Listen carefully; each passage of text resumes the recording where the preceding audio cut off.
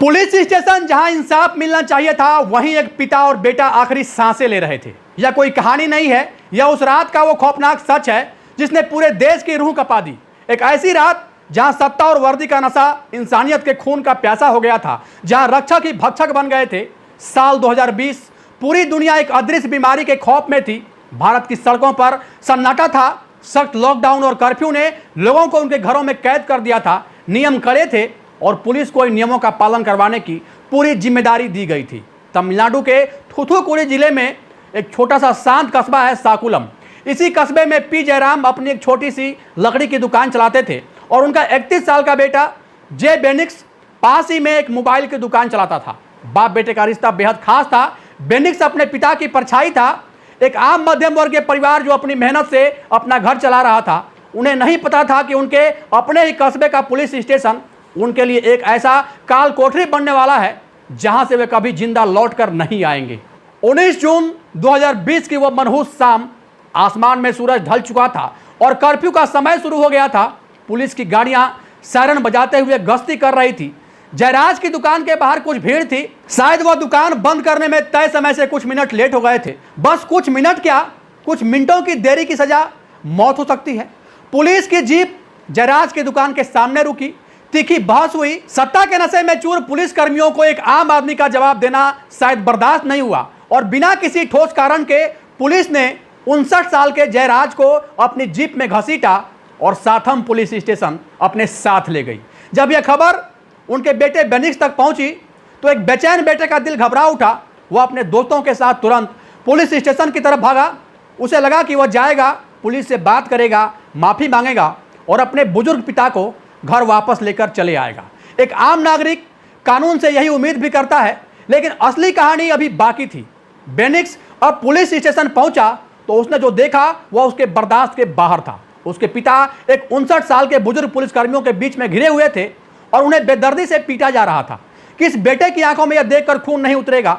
बेनिक्स आगे बढ़ा। उसने पुलिस वालों से सवाल किया। उसने पूछा कि उसके पिता को क्यों मारा जा रहा है। एक बेटे का अपने पिता के लिए खड़ा होना साथनकुलम पुलिस स्टेशन के उन पुलिस कर्मियों के अहंकार पर एक गहरी चोट थी। एक आम आदमी ने वर्दी से आखिर सवाल कैसे कर दिया? बस इसी एक सवाल ने पुलिस स्टेशन के दरवाजे उन दोनों के लिए हमेशा के लिए बंद कर दिए। पुलिस कर्मियों ने बेनिक्स को कॉलर से पकड़ा और उसे भी अंदर खींच लिया और फिर शुरू हुई वह रात जिसे याद करके आज भी इंसानियत कांप उठती है।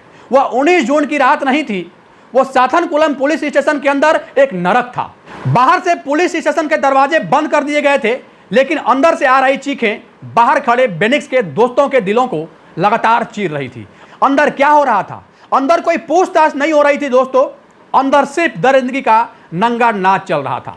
पुलिस कर्मियों ने बाप और बेटे को निर्वस्त्र कर दिया। लाठियां अंधाधुंध चलाई जा रही थी। एक पिता की आंखों के सामने उसके जवान बेटे को जानवरों की तरह बेरहमी से पीटा जा रहा था और एक बेटे की आंखों के सामने उसके बूढ़े पिता को खून से लथपथ किया जा रहा था। वे दर्द से दोनों चीख रहे थे, पानी मांग रहे थे, रहम की भीख मांग रहे थे। लेकिन उस रात पुलिस स्टेशन में कोई इंसान नहीं था। वहां सिर्फ खून के प्यासे भेजे थे जिन्होंने वर्दी पहन रखी थी। लाठियों से उनके घुटने तोड़ा गया। उनके सीने और पीठ और शरीर के हर उस हिस्से पर वार किया गया जहां सबसे ज्यादा तकलीफ हो सकती थी। दरिंदगी इस हद तक पार कर गई, उनके निजी अंगों पर भी गंभीर चोटें पहुंचाई गई। पूरी रात पुलिस स्टेशन की दीवारें उन दोनों की चीखों से गूंजती रही। खून इतना ज्यादा बह रहा था कि पुलिस स्टेशन का फर्श लाल हो चुका था। अगली सुबह 20 जून रात भर के टॉर्चर के बाद जयराम और बेनिक्स के शरीर में जान नाम मात्र की बची थी। उनके कपड़े पूरी तरह से खून से सन चुके थे, लेकिन पुलिस का नाटक अभी खत्म नहीं हुआ था। उन्हें अपनी इस दरिंदगी को एक कानूनी जामा पहनाना था। उन्हें अस्पताल ले जाया गया, लेकिन इलाज के लिए नहीं बल्कि मेडिकल फिटनेस सर्टिफिकेट के लिए। यहां से शुरू हुई हमारे सिस्टम की वो चूक जिसने इस हत्या को अंजाम तक पहुंचाया। एक डॉक्टर का काम है मरीज की जांच करना, उसकी चोटों को देखना, लेकिन उस सरकारी अस्पताल में बिना किसी जांच के उन खून से लथपथ शरीर को मेडिकल तौर पर फिट घोषित कर दिया गया। डॉक्टरों के बाद उन्हें एक मजिस्ट्रेट के सामने पेश किया गया। नियम कहता है कि मजिस्ट्रेट को कैदी की शारीरिक स्थिति देखनी चाहिए, उसे पूछना चाहिए कि क्या पुलिस ने उसके साथ मारपीट की है। लेकिन कोरोना के डर से या सिस्टम की लापरवाही के चलते मजिस्ट्रेट ने बिना गाड़ी के करीब आए दूर से ही हाथ हिलाकर उन्हें रिमांड पर जेल भेजने का आदेश दे दिया। न्याय की पहली सीढ़ी डॉक्टर थी, वह टूट गई। दूसरी सीढ़ी मजिस्ट्रेट थी, वह भी टूट गई। अब जयराज और बेनिक्स पूरी तरह से मौत के मुंह में धकेले जा चुके थे। जेल पहुंचते पहुंचते उनकी हालत इतनी ज्यादा खराब हो चुकी थी कि उन्हें अपने पैरों पर खड़ा भी नहीं हुआ जा रहा था। जेल रजिस्टर में दर्ज किया गया कि दोनों के शरीर पर अनगिनत चोटें आई है, लेकिन कोई फायदा नहीं, बहुत देर हो चुकी थी। 22 जून की रात बेनिक्स, जो अपने पिता को बचाने गया था, जेल की कोठरी में अपनी आखिरी सांसें गिन रहा था। उसका शरीर अंदर से पूरी तरह टूट चुका था, सीने में दर्द उठा और उस 31 साल के नौजवान ने वहीं पर दम तोड़ दिया। अगली सुबह 23 जून बेनिक्स की मौत के कुछ ही घंटों बाद पिता जयराज, जो अपने बेटे की मौत से पूरी तरह टूट चुके थे, उन्होंने भी अस्पताल में तड़प तड़प कर अपनी जान दे दी। एक साथ दो अर्थियां उठी, एक पिता की और एक बेटे की। इस घटना ने पूरे साग को जलाकर राख कर दिया। जनता का गुस्सा सड़कों पर फूट पड़ा, दुकानें बंद हो गई, लोग इंसाफ की मांग करने लगे। धीरे धीरे यह आग सोशल मीडिया के जरिए पूरे देश में फैल गई। हर कोई उस बर्बरता की कहानी सुनकर सन्न था। दबाव बढ़ा तो मद्रास हाईकोर्ट ने खुद इस मामले का संज्ञान लिया। राज्य सरकारें घिर चुकी थी। मामले की जांच पहले सीआईडी और फिर बाद में सीबीआई को सौंप दी गई, लेकिन पुलिस महकमा अपने साथियों को बचाने में लगा था। सबूत लगातार मिटाए जा रहे थे। पुलिस स्टेशन के फर्श से खून धो दिया गया, रजिस्टर में छेड़छाड़ की जा रही थी। मजिस्ट्रेट जब जांच के लिए पुलिस स्टेशन पहुंचे तो पुलिस कर्मियों ने उनके साथ भी बदतमीजी की, उन्हें डराने की कोशिश की गई। ऐसा लग रहा था कि सच कभी बाहर नहीं आएगा। सारे पुलिस वाले एक हो चुके थे और फिर एक गवाही ने पूरा खेल बदल दिया। इस खौफनाक और भ्रष्ट सिस्टम के बीच एक इंसान ऐसा था जिसकी जमीर अभी मरी नहीं थी। उस अंधेरी सुरंग में एक रोशनी की किरण थी, महिला हेड कांस्टेबल रेवती। रेवती भी उसी वक्त उनके साथ ही पुलिस स्टेशन में तैनात थी। उस रात उन्होंने वह सब कुछ अपनी आंखों से देखा था। उन्होंने उन लाठियों को देखा था जो बाप बेटे पर बरस रही थी। उन्होंने वह खून देखा था जब मजिस्ट्रेट पुलिस स्टेशन में जांच करने आए और सारे पुलिसकर्मी झूठ बोल रहे थे। तब रेवती आगे आई, एक महिला पुलिसकर्मी जिसके सामने उसके बड़े बड़े ऑफिसर खड़े थे। उसे धमकियां लगातार दी जा रही थी। उस पर दबाव था कि वह अपना मुंह हमेशा बंद रखे, लेकिन रेवती ने वर्दी के डर से ज्यादा वर्दी के सम्मान को चुना। उसने मजिस्ट्रेट को बताया कि उस रात क्या हुआ था। उसने बताया कि कैसे जयराज और बेनिक्स को रात भर पीटा गया। उसने उन लाठियों के बारे में बताया जिन पर अभी भी खून के निशान बाकी थे। रेवती डर के मारे कांप रही थी। उन्हें अपनी और अपने परिवार की जान का खतरा था, लेकिन उन्होंने मजिस्ट्रेट से कहा, सर सच यही है, आप बस मेरा नाम गुप्त रखिए। महिला हेड कांस्टेबल रेवती का एक बयान सीबीआई के लिए सबसे बड़ा हथियार बन गया। रेवती की गवाही के बाद जो हुआ उसने इतिहास रच दिया। Inspector Shridhar, sub inspector Balakrishnan, Raghu, Ganesh और कई अन्य पुलिसकर्मियों को गिरफ्तार कर लिया गया।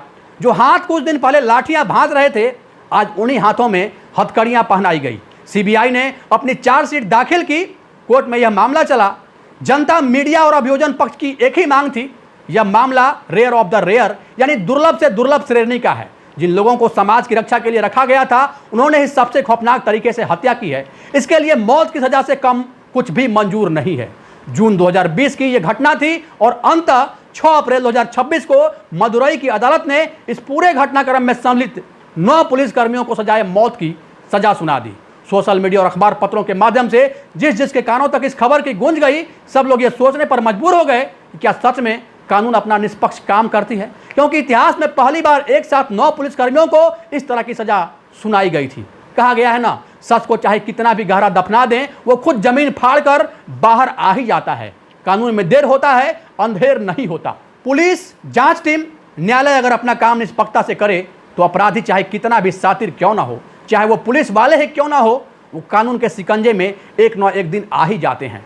अदालत में आज भी इस जघन्य अपराध की गूंज है। आरोपियों को जेल की सलाखों के पीछे भेज दिया गया। अदालत का रुख सख्त था। यह सिर्फ जयराज और बेनिक्स की हत्या नहीं थी, यह लोकतंत्र के भरोसे की हत्या थी। आज साकुलम की वो मोबाइल की दुकान बंद है। जयराज और बेनिक्स अब इस दुनिया में नहीं है, लेकिन उनकी चीखें आज भी हमारे सिस्टम से एक सवाल पूछ रही है, वर्दी का मतलब आखिरकार क्या होता है, सुरक्षा या फिर खौफ? एक आम आदमी पुलिस स्टेशन जाने से क्यों डरता है? यह कहानी सिर्फ पुलिस की क्रूरता की नहीं है, यह उस व्यवस्था की नाकामी की कहानी है जहां डॉक्टर, मजिस्ट्रेट और जेल प्रशासन सब ने अपनी आंखें बंद कर ली थी। अगर महिला हेड कांस्टेबल रेवती ने उस दिन बोलने की हिम्मत नहीं दिखाई होती तो शायद यह सच भी पुलिस स्टेशन की उन सफेद दीवारों के पीछे हमेशा के लिए दफन हो जाता। जब कानून के रक्षक ही कानून तोड़ दें तो इंसाफ किसके हाथ में है? ऐसी कहानियां सिर्फ सुनने के लिए नहीं होती, यह हमें झकझोरने के लिए भी होती है। यह हमें यह सोचने पर मजबूर करती है कि जिस सिस्टम पर हम आंख मूंद कर भरोसा करते हैं उसकी असलियत कितनी खौफनाक हो सकती है। जयराज और बेनिक्स की चीखें आज भी हवा में मौजूद है, लेकिन कोर्ट के सख्त डिसीजन के बाद उनकी अंतरात्मा आज खुश जरूर होगी। अगर आप चाहते हैं ऐसी अनसुनी और सच्ची कहानियां समाज के सामने आती रहे और सत्ता के अंधेरे में छिपे हुए सच बेनकाब होते रहें, तो इस आवाज को यहीं रुकने न दें। इस वीडियो को शेयर करें ताकि यह सच हर उस इंसान तक पहुंचे जिसे जानना जरूरी है। हमारी इस मुहिम का हिस्सा बनने के लिए वीडियो को लाइक करें और चैनल जनतक न्यूज को सब्सक्राइब जरूर करें। और भी कई ऐसी फाइलें हैं जो अभी खुलना बाकी है और हमारा सफर अभी भी जारी है। जय हिंद, जय भारत।